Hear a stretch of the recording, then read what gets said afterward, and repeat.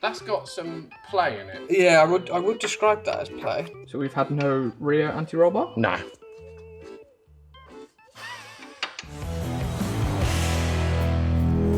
This is Big Pete, our Discovery 3 TD V6 camera car. We've had Big Pete for 3 years now and been absolutely everywhere with him. We've been across Europe, across Britain, across Wales, across Scotland, across Ireland. But Big Pete is really starting to show signs of wear and tear now and is getting very, very tired and has a lot of problems. So in this episode, we're going to be fixing him up, giving him some love, getting him back on the road and hopefully returning him to good service. So, funny enough, the first thing we need to fix is the suspension. So for the last sort of, what would you say, a few months? 2 months. We've had very intermittent air suspension problems. And now if I go into it, yeah, it doesn't do anything. We've just got a suspension light coming up. The other big thing that's happened in Big Pete's life is he's now hit over 200,000 miles. Look at that. So he deserves a bit of love. He also deserves our high mileage hero sticker, which you can buy right now on our shop. So the only problem is with the suspension thing, none of our machines seem to be able to read it. So we're going to have to take it over to Tom's now and quickly find out what the code is and why the suspension is not working. But the weird thing is, like, we did just change the compressor on this. Yeah. So I don't think the compressor is going to be at fault. So there's, what would you say, like 4 main components of a Land Rover air suspension system. You've got the compressor itself. Yeah. You've got the air tank that it holds the compressed air. Which on these go rusty. They do, yeah. You've then got the 4 air suspension struts, and you've got these valve blocks which basically direct the air to each corner. Yeah. So we need to find out which one of those is going wrong. And the level sensors. Oh, and the level sensors. There's actually 5 things, yeah. Yeah, don't forget the level sensors. I think we know that the level sensors are playing up because when you lower the car down, sometimes it bounces back up and goes into extended mode, which means that it's thinking it's hitting something, which usually will indicate that the level sensor is actually, like, it's not reading a correct height, so it thinks that it's hit something. It gets an incorrect voltage. Yeah. I reckon that it's a problem with the valve blocks, and the valves inside the valve blocks are sticking and either not letting air into some of the struts or not letting air out, so they overpressurize. But as Rory said, we're going to go over to Tom's, plug it in and have a look. We're also going to see if maybe there's something wrong with the OBD plug, because we've got a few different diagnostic machines. Yeah. And none of them seem to read it or connect to it. So there may be an issue with the actual port itself. We're not sure. And we have tried turning it off and on again. We have tried turning it on and off again, and that didn't work. So it must be really knackered. But yeah, we're going to head over to Tom's now, have a little look. Hopefully it's not too major, but to be honest, I think we're just going to replace the whole suspension system anyway. Yeah, I've already ordered actually 4 new Dunlop air suspension struts, and I've ordered a new tank, and I've ordered a new valve blocks, and I've ordered new height sensors. I am determined to get this car working again. Before work on Big Pete continues, I am going to sort lunch. And for that, I'm going to open up this HelloFresh box, which is something that I've personally been using for 2 years. And the reason I genuinely love and use HelloFresh so much is because they've got tons of fresh summer recipes that are easy to put together. They also get delivered straight to your door. There is no wastage, and I love eating good food. What's more, when I come back from the unit, I'm too tired to have to think about what I want to cook. It is all there, ready for me, waiting in a beautiful box. Today, I've made some beautiful, quick hoisin beef tacos because everyone likes tacos. Only took me about 20 minutes to make this morning. Good protein, lots of veg, and they taste fantastic. But the proof is in the pudding. So let's load it up. Chuck it in my gob. Absolutely fantastic. Rory and Taylor, I've made some for you here, but you snooze, you lose. Now, because I'm going away later this week, I've chosen 3 meals in my box, but you can choose as many as you like. And as you can see, the quick hoisin beef tacos that we've seen, fuss-free tandoori-inspired chicken tray bake for tomorrow, and then one I'm really looking forward to is this 21-day-aged Mexican-style rump steak and chimichurri.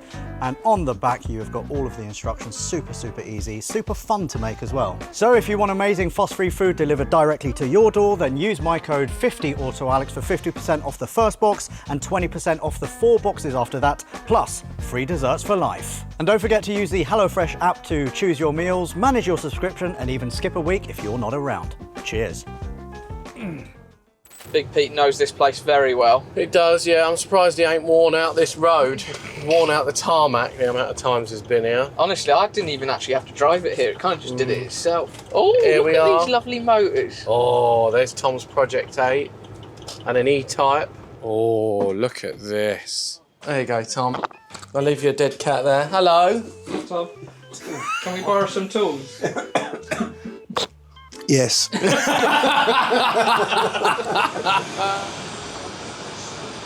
Bringing this in here now makes me realise how knackered this looks compared to everything else. This looks really tight. Look at this paint, Rory. Look, the paint's all coming off here. The trims are missing. You know why it does that, don't you? Why? It's to help blind people get in and out of the car. That was it, yeah. I thought that was the case, Yeah. yeah. So that they know where the door So that, is. yeah, so you know when it does. Why are they getting in on the driver's side? Look, don't split hairs. All right. This is where I'm going wrong at the moment. Well, I've got two problems. One, I ain't got my glasses, and two, I don't know what the password is. We've come to the right place. Which is why I need Tony. Well, normally it's logged in. These are pump issues. Yeah. So we've got a problem with the Tony, pump. you've got a pump problem, yeah. Everything's saying pump. And the problem is you can't do anything else until you resolve the pump. And this is not a valve body issue. No. Right. Because it's still related to pressure. Right, we've already put a pump in this, so there's one resolution here. This is the second pump now. This is the second same pump. issues. Yeah, I know. Look, right, okay, so when you come here, right, if you were a normal paying customer, which clearly, you know, you lot ain't. What are you trying to say, Tom? There is a certain pump that we buy, a certain make that we buy, and it's not the cheapest one, it's quite an expensive one, and I won't fit anything but those pumps because I know I don't have issues. How much is it? I think it's about, I think it's 400 or 500 quid, Right. yeah. But those fault codes, the exhaust valve is integral to the pump. The only thing I do need to check, it says pressure increase too slow when filling. So that could be an old code from when it was, messing around. Yeah. Or not enough. And then pressure too rapid when filling doesn't really make sense either, because then it's saying the pump's working too well. So then, what I don't know off the top of my head is where the pressure sensor is. Now, I think the pressure sensor's in the valve block in the back. Yeah. Yeah, I think that's where it is. I'd need to check. So maybe we've got a problem with the pressure sensor. Okay. Do you know what I mean? So we've changed the pump, but the exhaust valve code, That is a pump. that is a pump. Yeah.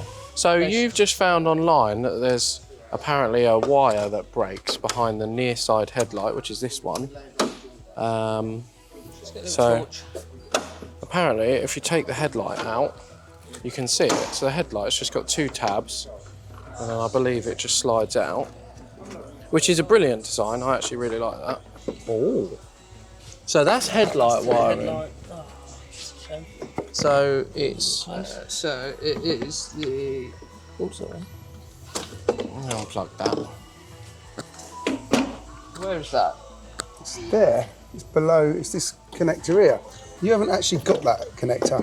Oh, are you sure that's not for a Disco 4? No, Disco 3. It's not there, is it? The electrical connector you were looking for does not No, exist. it on doesn't your- exist there, and I've taken that headlamp out as well, and it doesn't exist over there.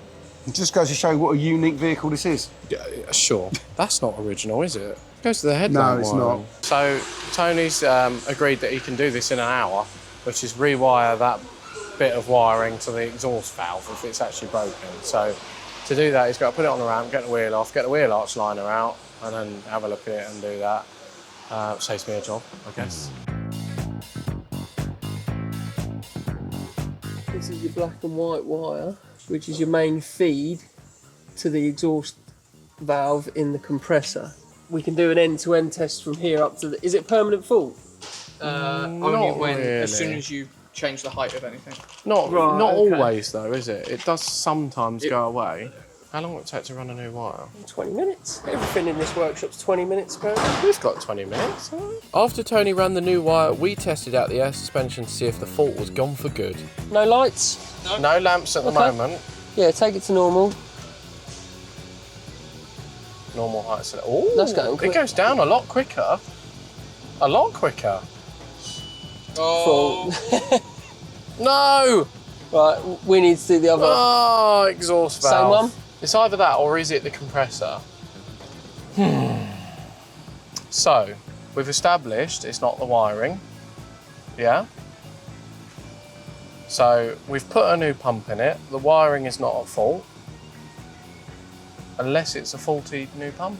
With the issue still not resolved, we returned to the unit the following day to try and solve it. Right, it is now the next day and we have got Big Pete in the unit and we're going to crack on with him today and get this suspension sorted for once and for all. So we have got loads of new bits. We've got some brand new front suspension struts and we've got some brand new rear suspension struts. Look how massive this is. This is literally enormous. That is huge. It's huge, isn't it? So we're going to fit all of these. We've also got a new tank on the way because that one's a bit rusty. Yeah, and a new pump. And a new pump again. Also got the valve blocks, haven't we, on the way? We've got this, which is, we just installed this in Blue Peak, and it's a little emergency pull handle, but it basically allows us to open the tailgate without power needed to go to it. So you can do it while driving. And the advantage of that is that when we're filming, we need to be able to open the hatch to point a camera out the back of it to get all the cool tracking shots that you guys get to watch. But normally it's electronically operated. You can't operate it once it's moving. So we have to like wedge it open with microfiber and then water comes in if it's raining and it's just a pain. So having this is really, really good, really handy. But I'm going to concentrate on the suspension because obviously this is quite important and it needs to be fitted. I don't think it's that hard. Rory tells me it's not that hard because Rory's Googled it and done all the research. Look, I'm not saying it would be easy if there was no rusted bolts. Okay, but there is. But there is, because this actually, you can change the suspension on this without even opening a door or a panel to the car. Yeah. They're not that tight. Someone did not want these coming off. No.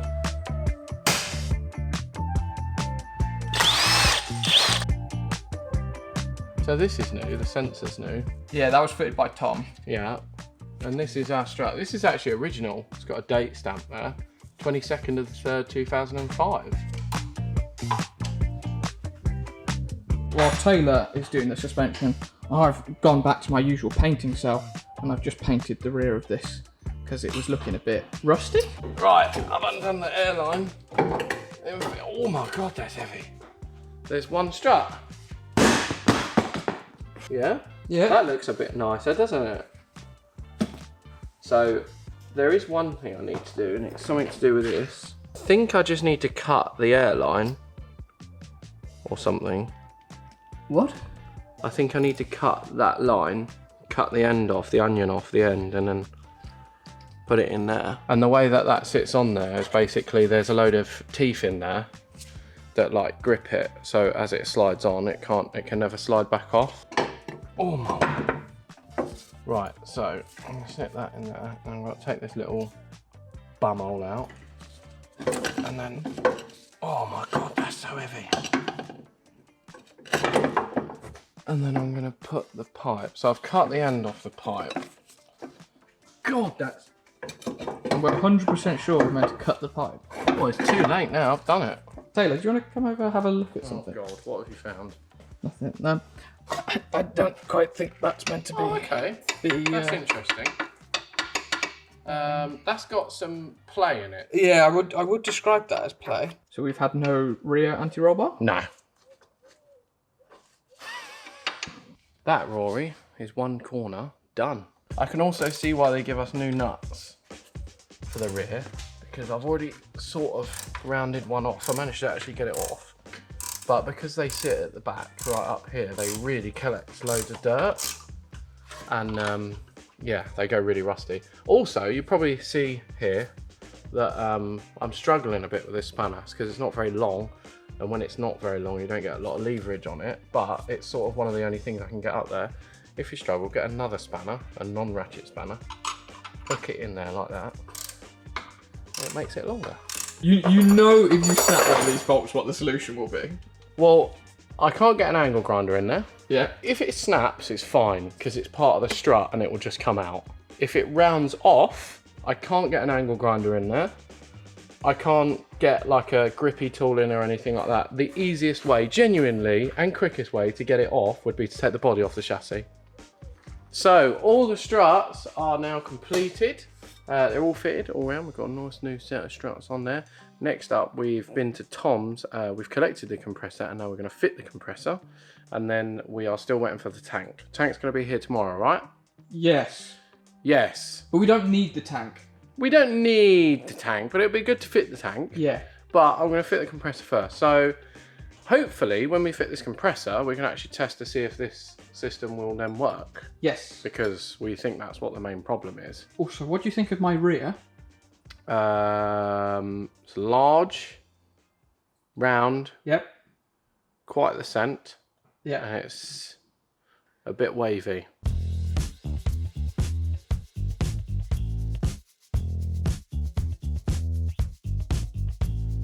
The problem with that pump is relatively intermittent, yeah? Yeah. So this hasn't actually got it on there. But if we look here, right, we've got a wiring loom. Yeah. And this is a new wiring loom which plugs into the car. And on here we've got an earth. That little earth, and the bolt goes through there and it bolts to the compressor. Now, so if we look here, that there is the earth, yeah? Yeah. And if I show you, it's loose. No way. Yeah, I can just turn it. So if you look, that's the earth, and I can literally just move that around. Would that have been an installation failure? Who would that? Would it have been an installation failure? Fitted it, and I'll answer the question. It was some dodgy bloke down the road. Yes, it would have been an installation failure. All right, it was Tom. Yeah. No, he wouldn't do something like that. That pump is 600 quid. I think we've got to tighten that up and see whether that. Yeah, we've got to see whether that's the issue. Because if that's the issue, we can save 600 quid. We've tightened up the earth. Now we're putting the wheels on, and then we're going to lower it down and test to see if it works. So, still no errors on the dash. So it's still going to take a while for the tank to fill up completely. Yeah. Like that'll take a few minutes for that. Yeah, but I can feel it going up. I'm leaning on it. No errors on the dash currently. It's all good. We are now in off-road mode. Yeah. So I'm going to let it down. I'm going to let it all the way down. Whoa. Yeah. No errors on the dash. Right. I'm going to go up. And it is going up. And there are no errors on the dash. So the fault was with a loose earth, but we've replaced all of the suspension anyway. After finally fixing the issue, I re-glued and installed one of the broken trim pieces. And then the following day, we were back at the unit to finish Big Pete off. Right, it is now the next day, and we've got a delivery of some more bits. We have got front and rear pads and discs for Big Pete. The big Brembo calipers haven't arrived yet, so we're not going to fit the fronts though, we're only going to do the rears. And we've got the new boot latch, the manual boot release, to be able to open the tailgate while we're driving along, so we can film that back Big Pete. So, I'm going to crack on, first things first, with this handle, fit it to the boot, and then we're going to do the brakes. Right, so I'm going to fit this first. I think it's pretty simple. We just need to open the tailgate and then fit it to the lower part. Oh, hi, Chris. Oh, hey, Taylor, I'm just doing some work. What are you doing in Big Pete? This is where I work now. This is where you work now. Yeah. Oh, I got a really nice t-shirt for you, though. You want to try that on? Look at this. Try This the is mad new magic. t-shirt. Don't forget to go to iconbox.shop. I'm just uploading it now. .shop. Yeah. For the Stealth Blue Auto Alex t-shirts. Thanks, Chris. See, look what's happened now. Chris can't get out because he doesn't have a manual boot release. Do you, Chris? See, now if I fitted this, you'd be able to get out. Come on, then. I'll have to just pause work. Right, shop's closed. Get out the car and back to your office. It's very high up, isn't it? Yeah. Hang on, just let me climb out here. No! Thanks, Taylor. You slid down me like a fireman's pole. Yeah. Right, first things first, we need to take this bit of trim off.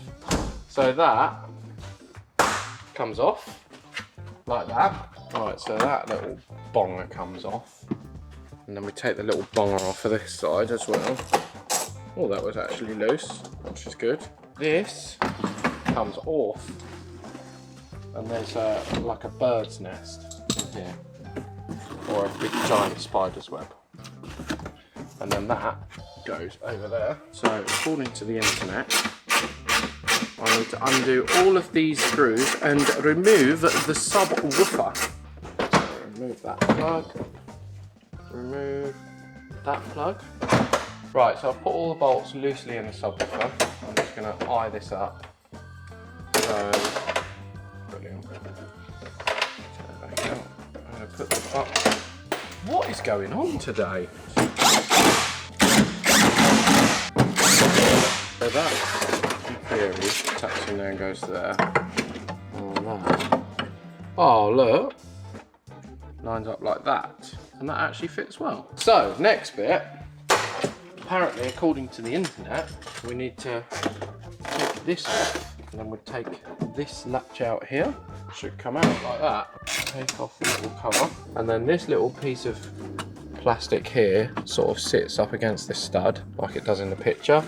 And then I need to attach this cable to that cable, like that, with this. It's called a linear joint. It goes something like that. And then what that does is when you pull this handle, you can see it pulls that cable, which then pulls this, which releases the boot. With the latch now figured out, I reassembled and tested it. Oh yes. That, I would say, is a job well done. Time to move on to the brakes. I'm going to be replacing the rear discs and rear pads. I'm going to take the spacer off first, then I'm going to take the caliper off, and I'm going to take the disc off. Now, this does have an electric handbrake that sits in the middle of the disc, so I will have to recalibrate that when I fitted the new discs on here. Oh. They are mushed. Also looks as well, see the edges are breaking up and cracking. It looks like they've been overheated at some point. Now, what we do when we take the caliper off is check these. These are the sliders. You can see here they move in and out, and that is allowing the caliper to actually move when it's bolted in place. This one is fine, this one's free.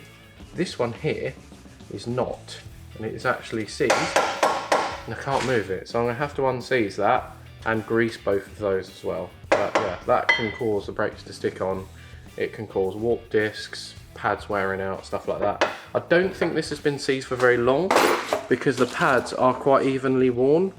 The inner one is slightly more worn than the outer, but they're not that bad. Usually you'd see one that's like brand new and then one that's completely worn out. Next up, I removed the disc, fixed the C-slider and installed the new discs and pads. And once that was done, I also fixed and reconnected the rear anti-roll bar link. Right, so that's the brakes now done, the anti-roll bar link's done. I can't think of anything else. So yeah, we're gonna get the wheels on him, get him outside, give him a clean and then go out for a drive in him, and hopefully he now drives a million times better because the anti-roll bar's actually connected and we got decent brakes.